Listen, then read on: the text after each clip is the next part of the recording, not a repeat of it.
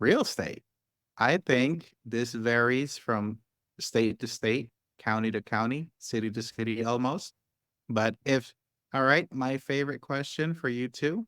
If someone is at their cubicle trying to figure out what can I do as a side hustle, or they're driving home wishing they had a little bit more money in the bank account, and they're thinking about real estate, what should they do first?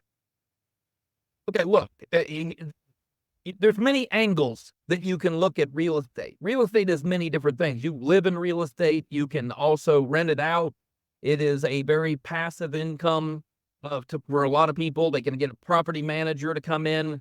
So it's not just buying up lots of land and then waiting for to go up. It's a very safe investment, has been for a long time.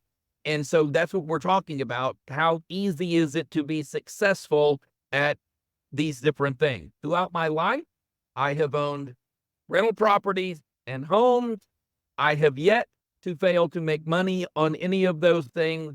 It belongs at the top of the list. We will always need a place to live, and other people will always need a place to live. So that is the way that I was looking at that placement. I agree. That's an industry where you can make money. You have to be careful.